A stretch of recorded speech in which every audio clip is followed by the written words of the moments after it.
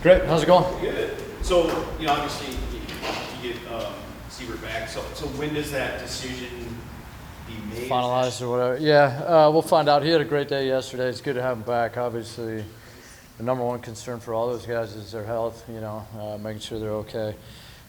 He's been great. We've been in communication when he was not in the building. When he wasn't in here, he was going to a local area and he was working out a little bit on his own, kicking some balls.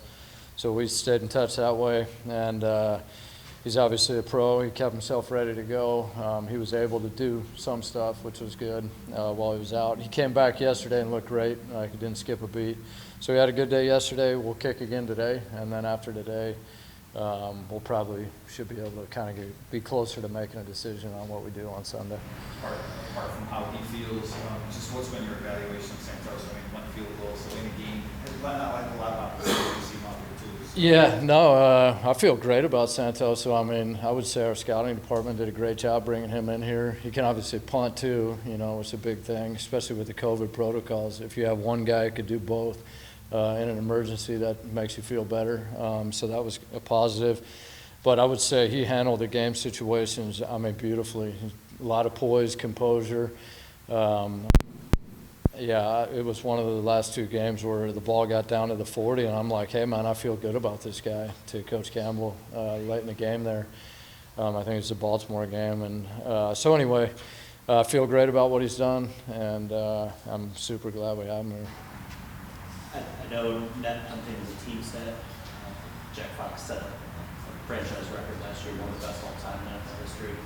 He's kind of ahead of that pace right now, despite the one shank. So when you look at a guy like that, and you talk about getting better every year and not staying consistent, where can Jack get better? Yeah, he's got a lot of room for improvement. I think he would say that. Just being more consistent. Obviously, had a miss-hit ball earlier this year. More consistent with hang time, location, right and left on the field, all that kind of stuff. Some of the situational plays, in the plus 50 area of the field. We've been pretty good with it. We haven't been down there a whole lot. But I would say there's just a lot of general areas that you'd like to see improvement in. The team's done a good job with protection, and those guys have done a good job in coverage. I would agree with you. I think anytime you're talking about a punter's statistics, you're talking about the whole group, not just one guy. But he certainly is a huge part of that. There's no question. We saw some of the inconsistencies from him last year with I don't know what you call the punts, but the 50 and in where you're trying to pin a guy deep. The early results there have been really good, including the one where he pinned him to 3. How much of that was maybe a focus for you working with him through the offseason here? Yeah, I would say it's a priority. I'm sure it's not, I don't know exactly what they did a year ago, but I'm sure it's not much different. I think probably most of these coaches in the league are putting a huge emphasis on that. It's a big play. Being able to pin those guys down in there is huge for a football team and field position. I always say field position's all 3 phases. If you're punting from their 50, you're going to end up with good field position, and theirs isn't going to be very good. If you're punting from your own 5, it's not going to be great. You know what I mean? So it depends on how well the offense moves the ball down the field, how well your defense plays. So to me, field position's all 3 phases coming together. But certainly the plus 50 is a big emphasis for us. Today is a big emphasis on that for us today in our practice. So. Made a change at kick return. Just how do you like the results? Valentine's done a nice job. Feel good about him. That's been positive. Obviously, I really like what Godwin can do. Hopefully at some point we get a chance to get him back there.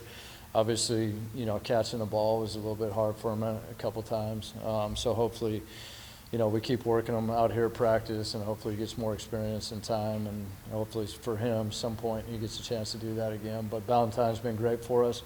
We haven't had a lot. We had a few returns in that game, I guess 4 of them in the last game. I thought we could have done a little bit better job with our blocking. I thought we were close on a few plays. Had we executed a little bit better, had I done a better job, and maybe we get a little bit more out of that. But I think he's been a good addition for us. This is very random, but I think you guys do some of this, and a lot of teams do it, where it's like your right tackle plays on your left side of the kick, the field goal protection team, and vice versa, they sort of swap sides. Yeah. Can you explain that? I would say I think what happens is the guys on the right side usually have their left foot back behind them on field goal. on offense, guys on the left side usually have their left foot back behind them in their stance. You know what I'm saying? Yeah, they're in a staggered stance. So if they're on the left side of the ball on offense, their left foot's usually back, left tackle, whatever. On field goal, when they're on the right side of the formation, their inside foot is back, so that's their left foot. So I think some people have a theory that, hey, they're more comfortable in that stance, so we'll put the left side on the right.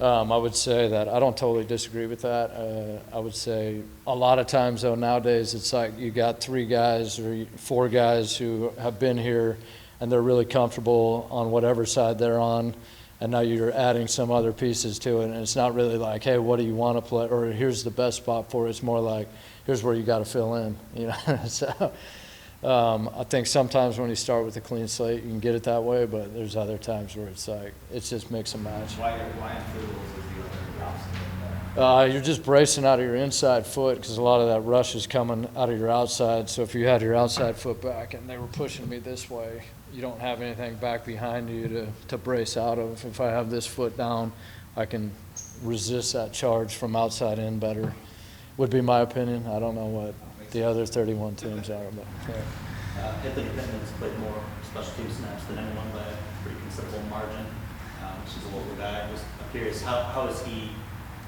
your evaluation of him, you know, in his 4-phase role? Yeah, I'm glad you asked about him. He's done great. I would say the numbers come up for him because he's on field goal block, and so a bunch of these guys. So he's a 4-core player. I think we got 6 of them right now who are on all 4 of the big 4 phases for us, and then if they're on field goal block, their numbers go up.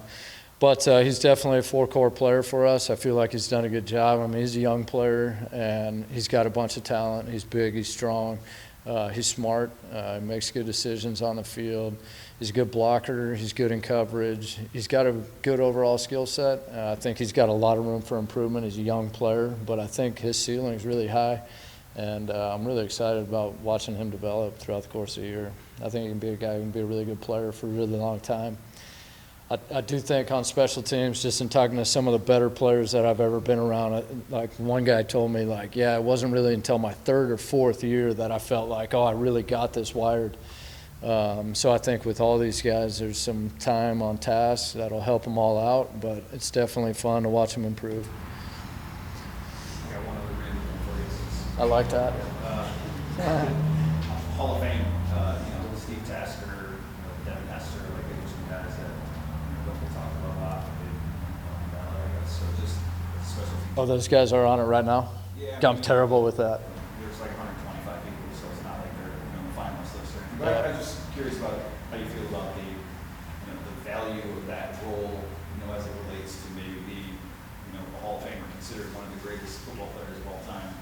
Maybe not quite as many snaps as like a Joe Montana or something. Yeah, sure. But they do being the best of what they've done. Yeah, I mean, I think, like, to me, there's something special about, tremendous 4-core players. And I would say more than anything, I think what's so impressive to me is it's really not their athletic ability, but it's their mindset.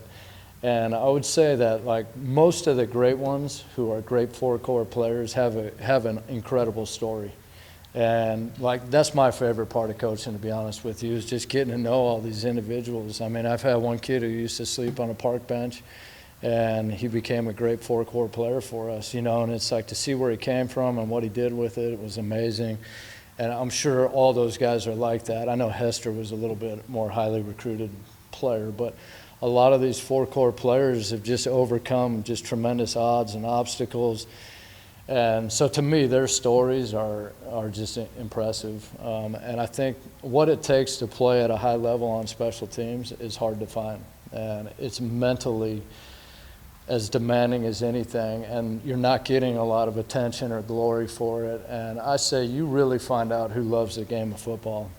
Because to put it out there every week for 16, 17 weeks and play at that level, the amount of exertion that you have to do to play at a high level is just, it's extreme. If you were the best, special teams cover guy, best return man for a long stretch of time, do those guys deserve to be in the Hall of Fame? Yeah, I mean, I got a lot of respect for them. I don't see why not. Obviously, I don't make all those decisions. I know that there's a lot to all that, but I mean, in my opinion, I mean, these guys are high-level special teams players. I mean, I know their peers have a lot of respect for them, I'll say it that way. You know, whether the outside world can appreciate that or not, you know, who really knows. But I know that the guys in the building do.